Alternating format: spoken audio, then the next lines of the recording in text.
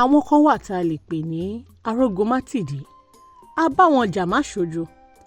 Àwọn kan ti jàjàrí débi pé àwọn ló gbalẹ̀ Yorùbá, àwọn ló gbà lọ́wọ́ amúnisìn, àwọn ló dúró gbọ̀ngbọ̀n, wọ́n tilẹ̀kùn gbọ̀ngbọ̀n.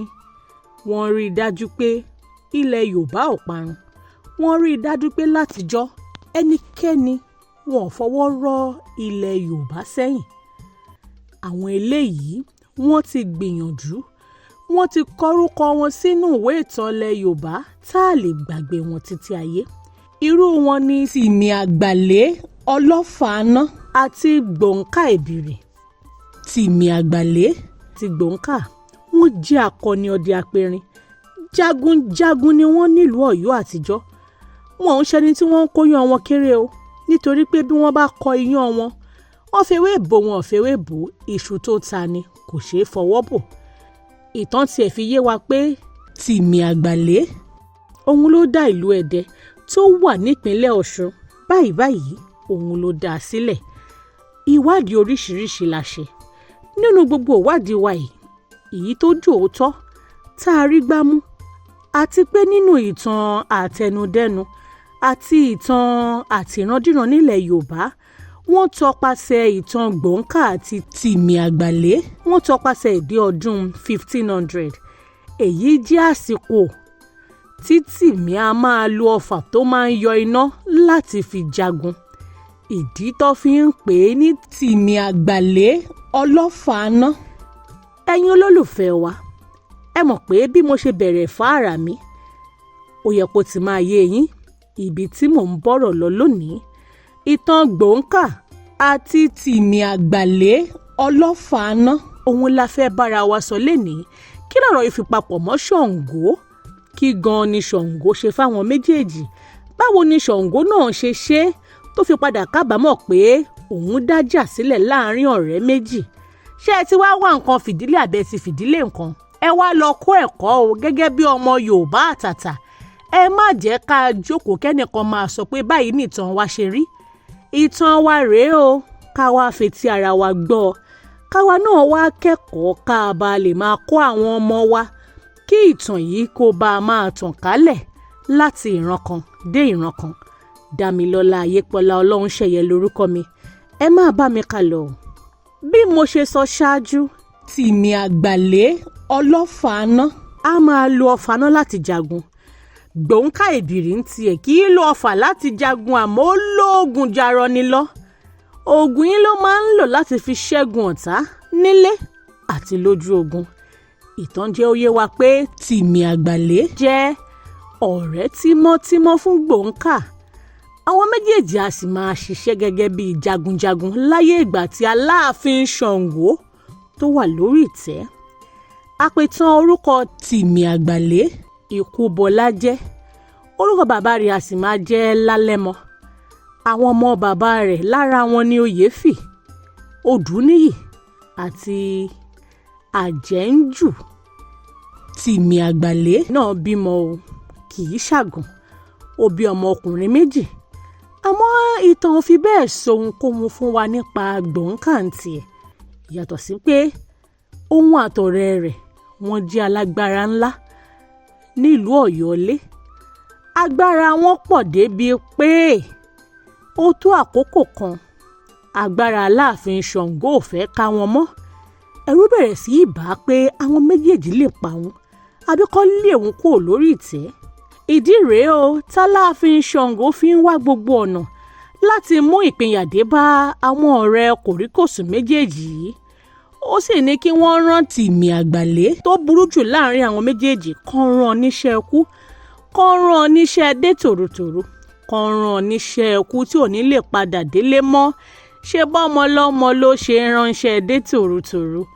Aláàfin Ṣàngó rán Timi láti lọ dènà de àwọn agbésùmọ̀mí tí wọ́n ń wá láti ilẹ̀ Ìjẹ̀ṣà láàrin ìlú Awo àti ìlú Ará, pẹ̀lú ìgbàgbọ́ pé àwọn agbésùmọ̀mí yìí wọ́n máa pa Timi mọ́bẹ̀ ni.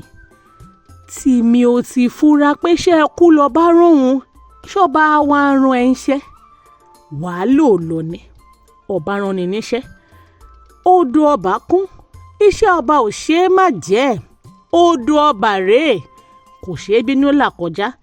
Bákan náà bá ààrẹ bá ń pè ẹ́ bó o bá ń dífá, bífá ẹ bá fọre bá ààrẹ bá fọ bí ń kọ́.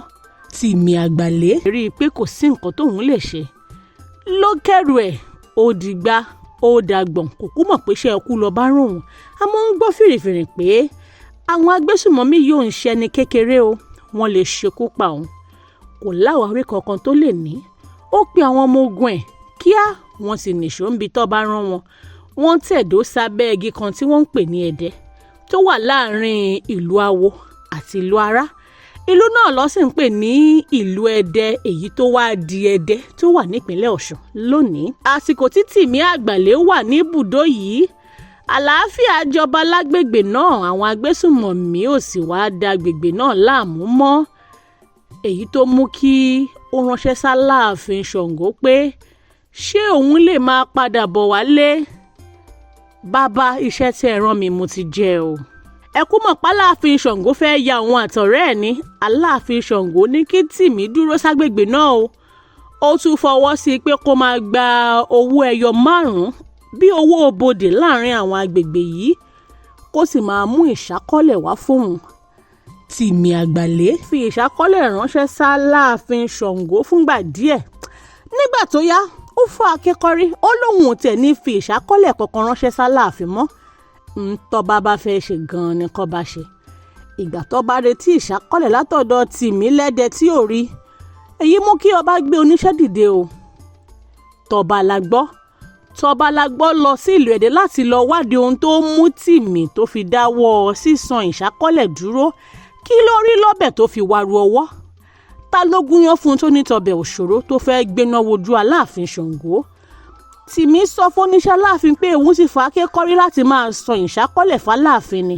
Ó sì rán wọn padà sílùú Ọ̀yọ́ lọ́wọ́ òfìfo, tí ìṣẹ̀lẹ̀ náà sì bọ́ sápò bínú ọba Ṣàngó. Aláàfin Ṣàngó wá rán ikọ̀ ọmọ ogun kékeré kan lọ kọlù Tìmì kó lè mọ̀ pé ọba bá lórí ohun gbogbo ni. Àmọ́ àjẹkún ìyà ni o, àjẹkún ìyà làwọn oníṣẹ́ Aláàfin jẹ. Tìmì sì lù wọ́n bí ẹni ń lu bàrà.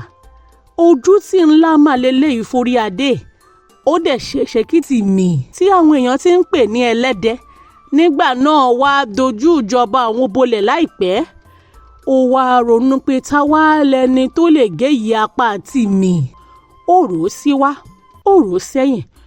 Ó wá gbà á mú pé ọ̀rẹ́ ìmùlẹ̀ náà ní jàre, Gbọ̀nká ìbìrì, nítorí olè ló mọ ẹsẹ̀ olè tọ̀ lórí àpáta.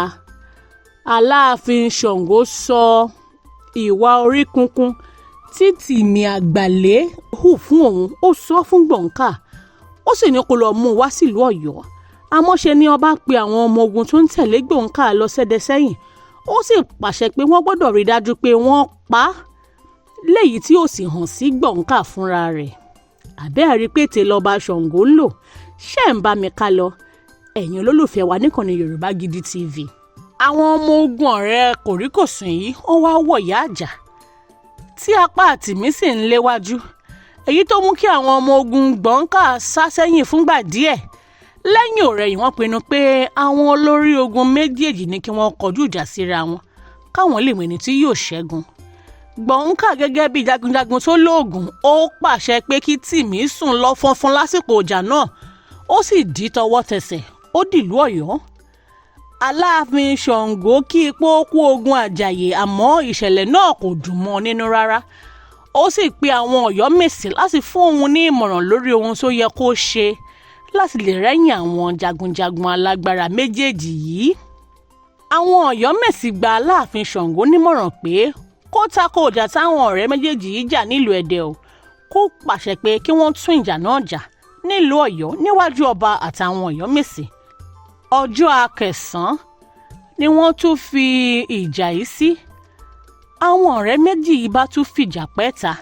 Tìmì Àgbàlé ọlọ́fàáná ta ọfà rẹ̀ tó sì ta sí Gbọ̀nká. Onítọ̀hún sì lo oògùn láti fi mú kí Tìmì sùn lọ fọnfọn, ó sì bẹ orí ọ̀rẹ́ rẹ̀. Àmọ́ inú ọ̀rẹ́ rẹ̀ ò dùn sí ìṣẹ̀lẹ̀ náà rárá.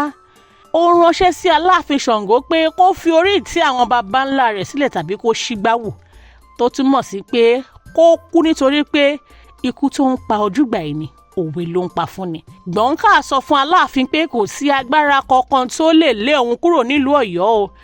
Tí ọba bá sì fẹ́ mọ̀ bí rọ́bò òótọ́ ni kó dá iná ńlá kan sílẹ̀ kó pàṣẹ pé kí wọ́n gbé òun sínú ẹ̀. Inú ọba dùn sí mọ̀ràn yìí tó sì ṣe bẹ́ẹ̀ gẹ́. Bí wọ́n ṣe ju Gbọ̀nká sínú iná ló jóná dérú pátápátá. Tí Aláàfin sì ń fò fáyọ̀ pé òun ti rẹ́yìn àwọn ọ̀tá àwọn méjèèjì. Àmọ́ lójú ẹsẹ̀ ni Gbọ̀nká jáde pé òun ò kú o. Ó sì pàṣẹ pé k'Aláàfin Ṣàngó kó ṣe bí ọkùnrin tí í ṣe. Ọba wá rí i pé kò sí àbùjá kankan lẹ́yìn ọ̀pẹ mọ́. Ìdí rèé o tí Ṣàngó fi wọlẹ̀ tí wọ́n sì ń bọ Aláàfin Ṣàngó lọ́rọ̀ ọ̀run tá a mọ̀ sọ́jọ́ márùn-ún a tún mọ̀ sí ọjọ́ jàkúta. Lẹ́yìn ọ̀rẹ́yìn kò sẹ́ni tó mọ ohun tó ṣẹlẹ̀ sí Gbọ̀nká mọ́ o tóun náà fi sílẹ̀ bora bí aṣọ. Ṣebí Ṣàngó ló gbèrò bí fún Gbọ̀nká àti Tìmí àmọ́ òun náà bá tẹ̀ lọ. Béèyàn bá dalẹ̀ ilẹ̀ á dàrú ẹni bẹ́ẹ̀ ni. Ó fa wàhálà láàrin ọ̀rẹ́ méjì. Àwọn ọ̀rẹ́ méjì gbọ̀run lọ òun náà sì gbọ̀run lọ. Ó ṣìgbàwò. Ẹ̀yin olólùfẹ́ wa níkànnì Yorùbá Gidi TV. Ìtàn Gbọ̀nká àti Tìmí. Tìmí àgbàlé ọlọ́fàáná Gbọ̀nká ẹ̀bìrì. Ẹ̀yin olólùfẹ́ wa ẹ ṣé bẹ́ẹ̀ ṣe ń like bẹ́ẹ̀ ṣe ń comment bẹ́ẹ̀ ṣe ń subscribe síkànnì Yorùbá Gidi TV. Àwa la máa wá ẹ̀yin la máa bá o. Ẹ bá wa comment ẹ share kéde subscribe sí channel wa ní gbogbo ìgbà. Dámilọ́lá Ayépọ́lá Ọlọ́runṣẹ̀yẹ lórúkọ mi. Ó dìgbà kan náà. Èwe ń jẹ́, egbò ń jẹ́, ìṣẹ̀ṣẹ̀ ń bẹ síbẹ̀ gidigidi. Ìwé ń jẹ́ egbò ń jẹ́. Àwọn tọ́lọ́run fi ránṣẹ́ wá síbẹ̀. Lóòótọ́ wí bẹ́ẹ̀ jẹ́ bẹ́ẹ̀ tọ́lọ́run ọba ni. Ẹ wá wá àwọn tọ́lọ́run fi àṣírí ewé àtegbò lé lọ́wọ́. OEA herbs and shrub spices ni wọ́n ń jẹ́. Ilé-iṣẹ́ tó fìlànà ìgbàlódé ṣàgbékalẹ̀ ògùn ìbílẹ̀ tí yóò dùn lò fún gbogbo èèyàn láti ṣètọ́jú onírúurú àìsàn àtàrùn tí ń bá ní jàlágò ara. Ọ̀gọ̀rọ̀ èèyàn tó ń sunkún dọ́dọ̀ wọn ló ń rẹ́rìn ayọ̀ dúpẹ́ báyìí o. OEA herbs and shrub spices ni yóò fi wí àtegbò ṣètọ́jú àìsàn jẹjẹrẹ tá a mọ̀ sí cancer, ìtọ̀ ṣúgà, diabetes, hepatitis, àìsàn ẹ̀jẹ̀ ríru tá a mọ̀ sí hypertension, àìsàn rọpárọsẹ̀ tí ń dáni gúnlẹ̀ tá a mọ̀ sí stroke. Obìnrin tí ń sunkún lórí àìrọ́mọbí lójú ẹnu ọ̀rọ̀ rẹ̀ ti dayọ̀. Tó bá ti délé iṣẹ́ wa, ọmọkùnrin tàtọ̀ rẹ̀ ti lẹ̀ tí ò lè dọmọ. Ìwọ lọmọkùnrin tó lè tàtẹ̀kọlẹ̀ múnú olólùfẹ́ rẹ̀ dùn. OEA herbs and shrub spices olú ilé iṣẹ́ wa wà ní Ìjẹ̀bú Òde ìpínlẹ̀ Ògùn. Látúwà káàkiri àwọn orílẹ̀-èdè míì lágbàáyé. Ẹ máa pe 091504969. OEA herbs and shrub spices. Ọlọ́run ló ń fún wa ṣe. 100,000 subscribers. Ẹ ṣeun ni o. Ẹ̀yin family wa lórí YouTube. Ẹ ṣe appreciation. Yeah man. Bí irúgbìn ṣe ń dàgbà, Ọlọ́run ni ẹ̀jẹ̀ á kí. Dádì inú mi ẹ ṣeun tẹ́yìn ń bomi rin. Ẹ̀yin fáǹsì mi ẹ ṣe o. Yorùbá Gidi ń dàgbà o. Ọlọ́run ni ẹ̀jẹ̀ á kí ọgbọ́n rí wa kọ́. Ọlọ́run mà ló ń dùn. Mo dúpẹ́ ṣeun ṣeun o. Brothers sisters ẹ ṣeun. Daddy and mommy ẹ ṣeun. Ẹ̀yin onígbọ̀wọ́ wa ẹ̀yin lẹ ń bomi rin wá.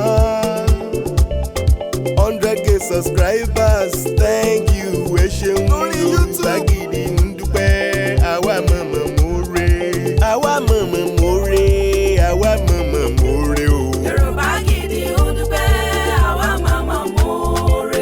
Ẹ̀yin ṣàlẹ̀ rí wa wò tẹ́ ń like, ẹ tún comment, ẹ ṣe tẹ̀ ń bá wa pín ká. Yorùbá Gidi ń dúpẹ́, àwa mọ̀mọ́ more. Láti 2022 tá ti ń bá bọ̀ ó tọpẹ́tọpẹ́. Yorùbá Gidi ń dúpẹ́, àwa mọ̀mọ́ more. Ẹ̀yin ṣálì yẹn wá, àwa náà ní tiyín. Yorùbá Gidi ń dúpẹ́, àwa mọ̀mọ́ more.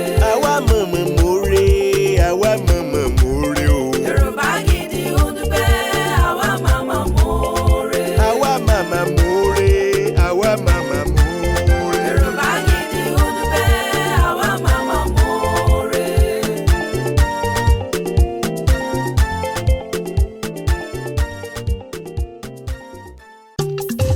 Igi kan ò lè dágbó ṣe láyé, igi kan ò lè dágbó ṣe rárá. Bá ò bá rẹ́ni fẹ̀yìntì bí ọ̀lẹ làárí.